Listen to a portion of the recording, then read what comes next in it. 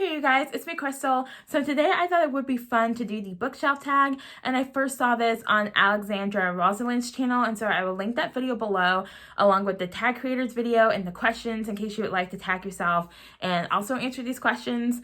And let's just get started. And the first question is, how many bookshelves do you have? So I have 5, and technically this is all one unit behind me, but there are 4 bookshelves behind me, and then I have one and what I'm currently calling the dining area until I think of a better name for it, because I'm not really using it as a dining room. So yes, 5. And question 2, how many books are on your bookshelves, or how many books do you think you have? So I actually have a pretty good idea of how many books I have on my bookshelf because I have like a spreadsheet of all my physical books, and there are 600 books listed on there, but I do have some of my like series books and a lot of my graphic novels like lumped together. So instead of saying, Giant Days Volume 1, Giant Days Volume 2, I just have Giant Days Volumes 1 through 14.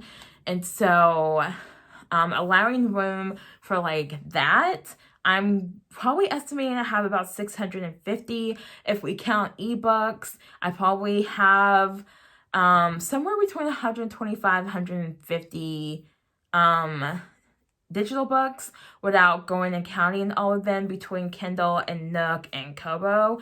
And I don't think I have any like books that I bought in iBooks. I do have a couple books in iBooks. So that's what I'm thinking. I probably have around 150 ebooks if I were to go and count everything. So if I include those books, then I have about 800 books. But as far as physical books, I have about 650, give or take. Question 3, how do you organize your books? So the bookshelf in the dining area, it's mostly like nonfiction workbooks and middle grade and picture books.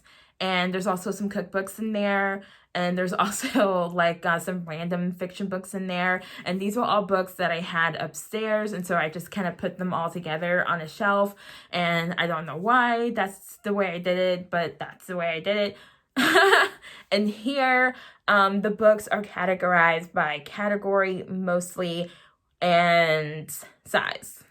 I say mostly by category because in the nonfiction section, there are a couple of middle grade books that are not with the other ones for some reason. And then I have like a section where I have some indie author books, but there are also books I picked up at writing conferences, and there's also some YA books that kind of spilled over into that section.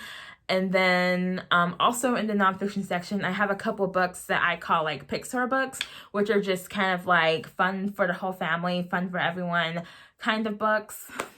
But mostly, yes, it's by category and size. And by category, I mean like nonfiction, poetry, graphic novels, adult, and YA. So depending on how this question is interpreted, I was like, I can go either by what is the oldest book based on when the book was printed, and what's the oldest book based on how long I've had it. So I have 2 books for this. The oldest book I have as far as when it was printed is The World's Best Fairy Tales, a Reader's Digest anthology. This was printed in 1967, although I've had this book since I was 8, and I can remember that because this book was a gift for my brother, and he was given to him on his 7th birthday, and me and my brother are a year and a half apart. So if he was 7, I was 8.5. And, obviously I jacked this book a long time ago, pretty much as soon as he got it. And I did ask him officially if I could have it when my parents moved when I was in high school, and we were packing up our rooms and stuff. And I was like, oh, by the way, I still have this. Do you want it back? I knew he didn't want it back, but I wanted to be nice and ask.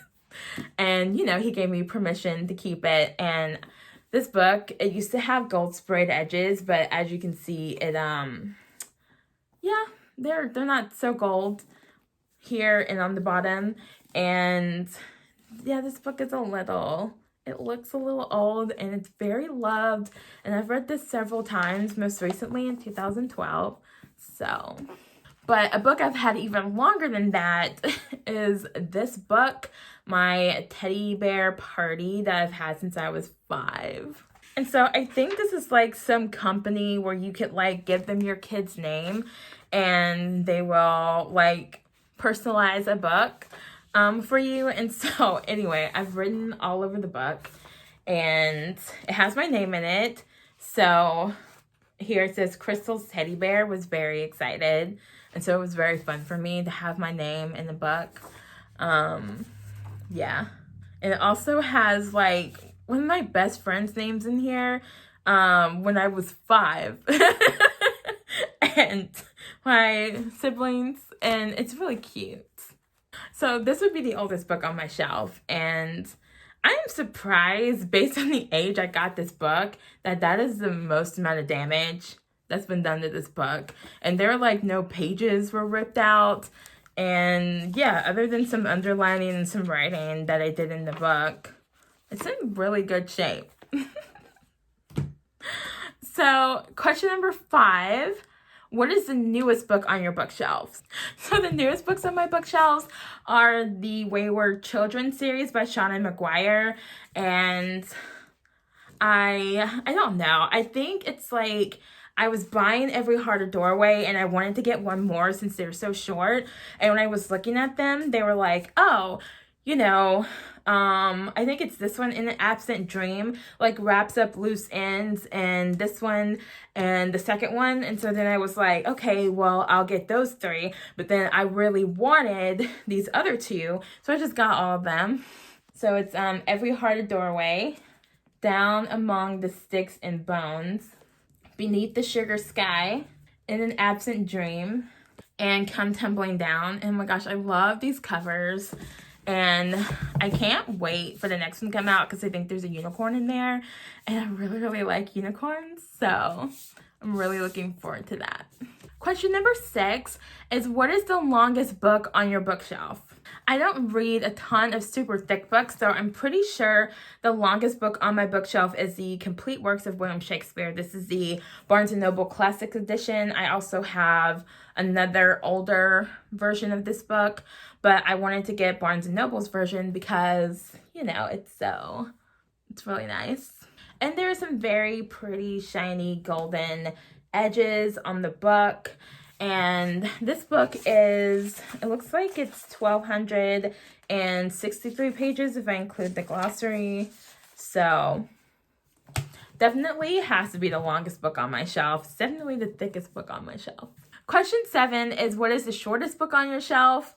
And I was going to go with another book that was like 55 pages, but then I remembered that I had this, Alice the Absent by A.G. Howard, which is, I guess, a short story that has to do with like a prequel. So I think this is like her version of Alice in the Wonderland as it fits into the retelling that she did from Alyssa's point of view. And this book is 30 pages long. So this has to be the shortest book on my bookshelf that's not a picture book.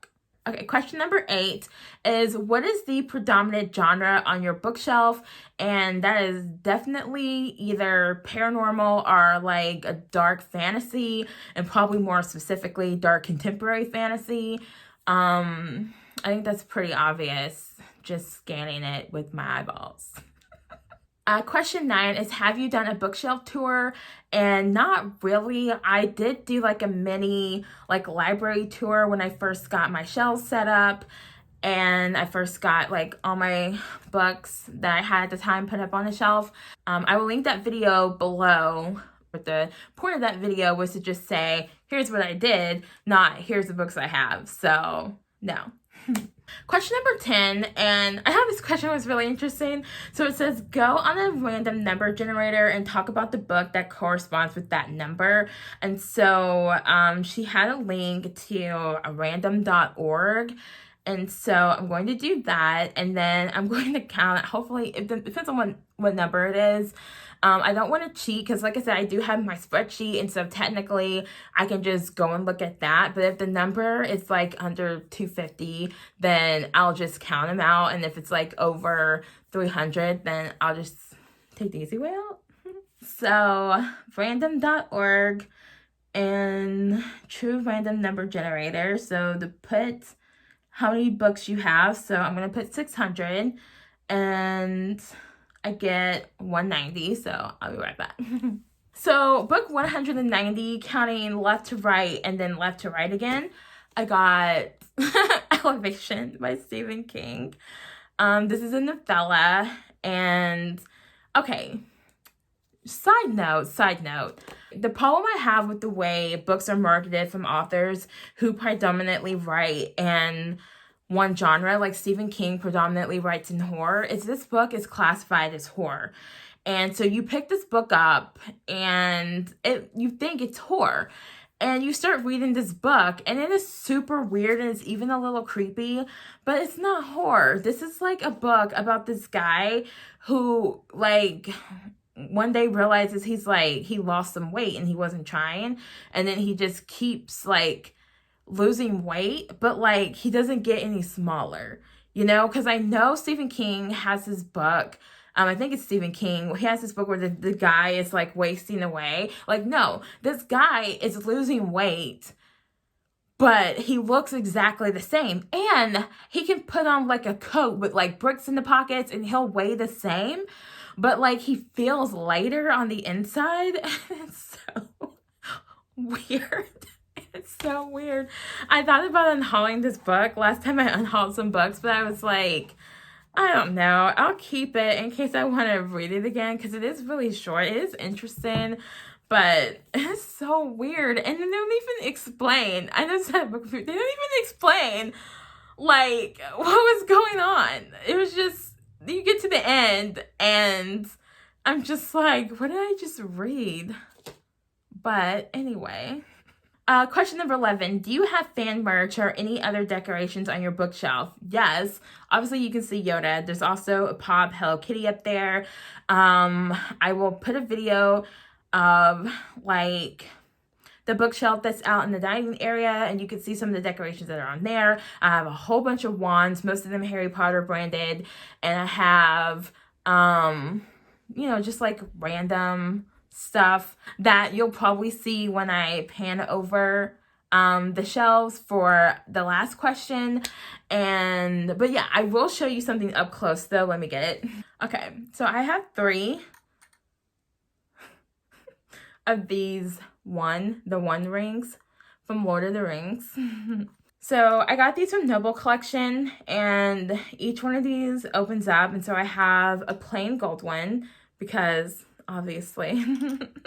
And I have this blue one, and this one actually has the Elven script on it, and I mean it's in Elvish, but it's supposed to say, I think, 1 ring to rule them all.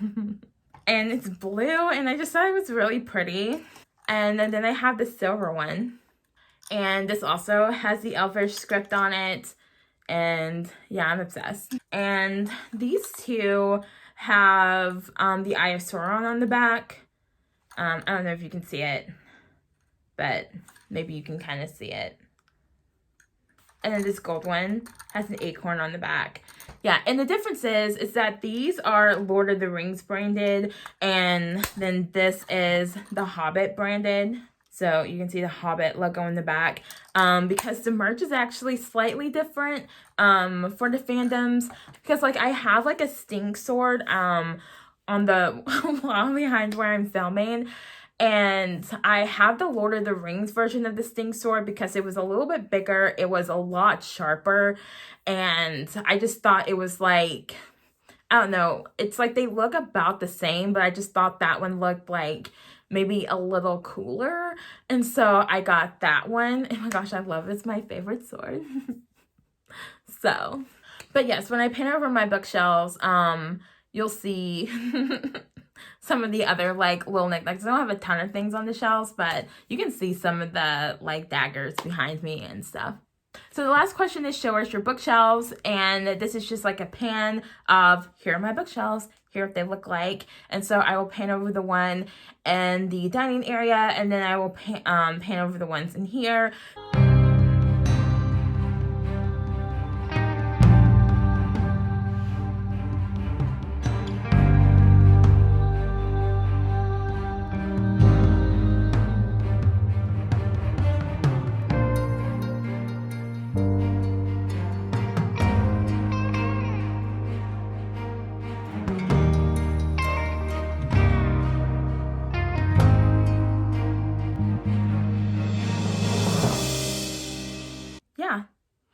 And that will be all for this video. And I hope you guys enjoyed the video. And I will see you guys in the next video, and bye.